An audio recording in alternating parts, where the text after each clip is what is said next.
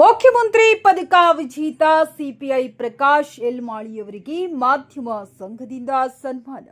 ಗಂಗಾವತಿ ಮುಖ್ಯಮಂತ್ರಿ ಪದಕಕ್ಕೆ ಭಾಜನರಾದ ಗಂಗಾವತಿ ನಗರ ಠಾಣೆಯ ಸಿಪಿಐ ಪ್ರಕಾಶ್ ಎಲ್ ಮಾಳಿಯವರನ್ನು ಕರ್ನಾಟಕ ಮಾಧ್ಯಮ ಪತ್ರಕರ್ತರ ಸಂಘದ ವತಿಯಿಂದ ಸನ್ಮಾನಿಸಿ ಗೌರವಿಸಲಾಯಿತು.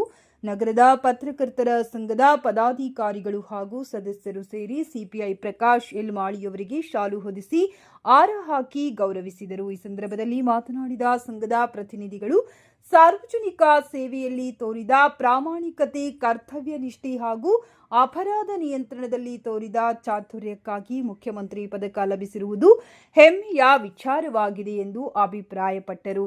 ಸಿಪಿಐ ಪ್ರಕಾಶ್ ಎಲ್ ಮಾಳಿಯವರು ಮಾತನಾಡಿ, ಈ ಗೌರವಕ್ಕೆ ಕಾರಣರಾದ ಹಿರಿಯ ಅಧಿಕಾರಿಗಳು, ಸಹೋದ್ಯೋಗಿಗಳು, ಸಂಘಟನೆಗಳು ಮತ್ತು ಮಾಧ್ಯಮ ಮಿತ್ರರು ಹಾಗೂ ಸಾರ್ವಜನಿಕರಿಗೆ ಧನ್ಯವಾದಗಳನ್ನು ತಿಳಿಸಿದರು. ಮುಂದೆಯೂ ಜನರ ಸುರಕ್ಷತೆ ಹಾಗೂ ಕಾನೂನು ಸುವ್ಯವಸ್ಥೆ ಕಾಪಾಡುವಲ್ಲಿ ಇನ್ನಷ್ಟು ಶ್ರಮಿಸುವುದಾಗಿ ಹೇಳಿದರು.